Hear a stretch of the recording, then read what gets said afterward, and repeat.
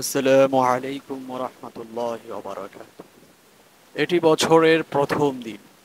বছরের অন্যান্য দিনগুলোর মতোই কি আমাদের এই দিনটি কেটে যাবে? অথচ এর ভোরের কোলে নতুন একটি বছরের জন্ম হয়। এর রাতের মধ্য দিয়ে একটি বছরের সমাপ্তি হয়। মুসাফির গন্তব্যের পানে ছুটতে ছুটতে এক সময় বিরাম নেয়।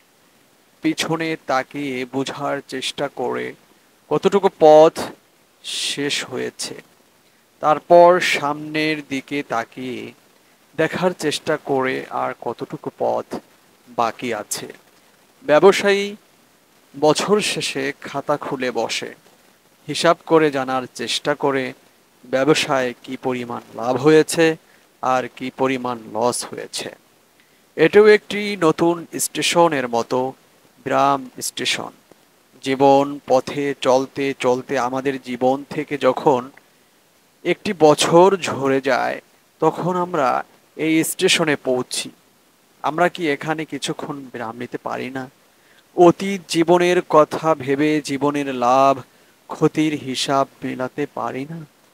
আমরা এখন 1386 হিজরির 2025 খ্রিস্টাব্দের সূচনা লগ্ন পহেলা মুহররমে জানুয়ারিতে আছি।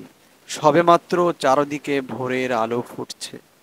পুরো একটি দিন আমাদের সামনে পড়ে আছে। দিনটিকে আমরা যেভাবে ইচ্ছা সেভাবে কাটাতে পারি, যা খুশি তা করতে পারি। আমাদের পার্থিব জীবন উপভোগ করতে পারি, আবার আখেরাতের পাথেও সংগ্রহ করতে পারি, নেক আমল করতে পারি। তারপর যখন দিনটি ফুরিয়ে গিয়ে সন্ধ্যা নামবে, আমরা আর তা কাজে লাগাতে পারবো না এবং তা উপভোগও করতে পারবো না। কিন্তু আমরা ভাবি এই দিনটি থেমে থাকবে, তাই আমরা সময় অপচয় করি, ঘন্টার পর ঘন্টা সময় নষ্ট করি, যেভাবে মানুষ অপচয় করে সম্পদ নষ্ট করে। কিন্তু না, এই দিনটিও শুরু হয় এক সময় শেষ হবে, তারপর চিরতরে হারিয়ে যাবে।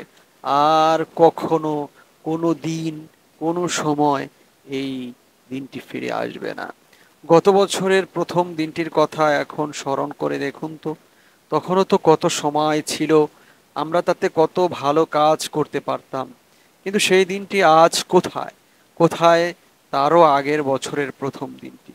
কোথায় আমাদের জীবন থেকে হারিয়ে যাওয়া মুহররমের প্রথম দিনগুলো কিংবা জানুয়ারির দিনগুলো? সেগুলোর কোনোটি কি এখন আমাদের হাতে আছে? একটি বছর চলে গিয়ে আরেকটি বছর আসে। আগের বছর যে ভালো কাজ করতে পারেনি, সে তা পরের বছর করতে পারে। দিন কেউ ভালো কাজ করতে না পারলে তার সামনে রাত আছে। সে রাতের সময়টিকে সুন্দর ও ফলপ্রসূ কাজে ব্যবহার করুক এবং রাত ভর ভালো কাজে রত থাকুক। মৌসুমের ধারাবাহিকতা তো থেমে নেই, তা তো একটার পর একটা আসছেই।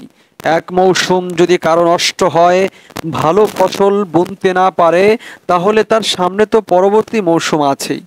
এক পরীক্ষায় কেউ ফেল করলে তার সামনে তো আরেক পরীক্ষা আছেই। বেঁচে থাকলে এরকম হাজার সুযোগ আসবে, কিন্তু কেউ কি জানে সে আর কতদিন বেঁচে থাকবে? একটি বছর কেটে যায়, আমরা ভাবি একটা বছর বাঁচলাম, আসলে সেই সময়ের জন্য আমরা মরে গেছি।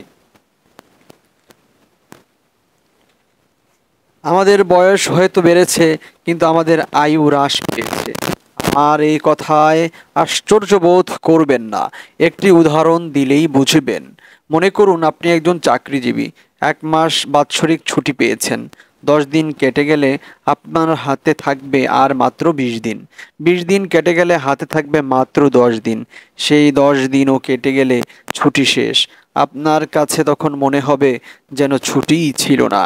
আমি কি কোনো দার্শনিক কথা বলে ফেললাম? আমি দার্শনিক কোনো কথা বলে ফেললাম না তো? না, আল্লাহর কসম, বরং আমি বাস্তবতা তুলে ধরছি। আমাদের কারো যখন বয়স 1 বছর বাড়ে, তখন আসলে তার জীবন থেকে একটা বছর কমে যায়। এভাবে কমতে কমতে এক সময় জীবন শেষ হয়ে যায়, মৃত্যুর সময় চলে আসে। মৃত্যু দরজায় কড়া নাড়ে। আমরা তখন নতুন এক জীবনের পথে যাত্রা করি, মৃত্যুর মাধ্যমে যার সূচনা হয়। আমি যদি সেদিন ভাবতাম যে 1963 সালের শুরুতে, আমার কাছে তখন মনে হতো কত দীর্ঘ সময়। কিন্তু আজ যখন পিছনে ফিরে তাকাই, এই সুদীর্ঘ কাল পরিক্রমার দিকে তাকাই, মনে হয় মাত্র একটি দিন ও রাতের সমান। এখনও যদি আরও 28 বছর সামনের কথা ভাবি, 1994 সালের কথা, মনে হবে কত অফুরন্ত সময় বাকি। কিন্তু সেই সময় যখন কেউ আমার এই কথাগুলো শুনবে, তখন মনে হবে এই তো কালকের লেখা বা পড়া বা কথা। ভবিষ্যৎ আসলে খুবই নিকটবর্তী, কিন্তু আসার কারণ আমাদের কাছে সেটি অনেক দূরবর্তী মনে হয়। এই ভবিষ্যৎটা আসলে কি, যার পিছনে আমরা নিরন্তর ছুটে চলছি, এত কষ্ট করছি? আমি যখন ছাত্র ছিলাম, তখন আমার ভবিষ্যৎ ছিল সার্টিফিকেট লাভ করা। সার্টিফিকেট যখন লাভ করলাম, তখন আমার ভবিষ্যৎ হলো চাকুরি পাওয়া। চাকরি পাওয়ার পর ভবিষ্যৎ হলো বিয়ে করা, বিয়ের পর সন্তান নেওয়া, একটা বাড়ি করা, গাড়ি কেনা। গাড়ি, বাড়ি, নারী, সন্তান, সন্ততি, নাতি নাতনি সবই যখন হয়ে গেল, তখন আমার ভবিষ্যৎ হলো চাকরিতে পদোন্নতি লাভ করা, অর্থ সম্পদ সঞ্চয় করা, যশ খ্যাতি ও সম্মান লাভ করা। লেখালেখির মাধ্যমে নিজের সৃষ্টিশীলতার বিকাশ ঘটে একটি স্থায়ী পরিচিতি ও মর্যাদা অর্জন করা। আল্লাহর ফজলে সবই যখন হয়ে গেল, তখন আর আমার জীবনে কোনো চাওয়া পাওয়া থাকলো না। শুধু এটা ছাড়া আল্লাহ যেন আমার অন্তর্দৃষ্টিকে আলোকিত করেন, আমাকে হেদায়েত দান করেন, তাহলে আমি বাকি জীবনটা আমল করে কাটাতে পারবো, আখিরাতের পাথর সংগ্রহ করতে পারবো। যদিও এক সময় আমি আখিরাতের জীবনের ব্যাপারে গাফেল ছিলাম। পৃথিবীতে আসলে ভবিষ্যৎ অস্তিত্বহীন জিনিসের নাম, কেউ তার দেখা পায় না। এটা এমন একটা দিন যখন তা এসে উপস্থিত হয়, বর্তমান হয়ে যায়। মানুষ তখন আরেকটি ভবিষ্যৎ দিনের সন্ধান করে, তার পিছনে ছোটে। সুতরাং সর্বশেষ কথা এটাই, আমরা আমাদের ভবিষ্যৎ আখেরাতের জন্য, পরকালের জন্য আমরা সর্বদা চেষ্টা করব। দুনিয়ার এই সময় ক্ষণস্থায়ী, একদিন শেষ হয়ে যাবে। সুতরাং পরবর্তী জীবন, পরকালের জীবন যেন সুন্দর হয়, এজন্য আমাদের সর্বোত্তকভাবে এবং সর্বাত্মকভাবে আমাদের চেষ্টা করে যেতে হবে। আল্লাহ পাক আমাদের সকলকে তৌফিক দান করেন। আমিন।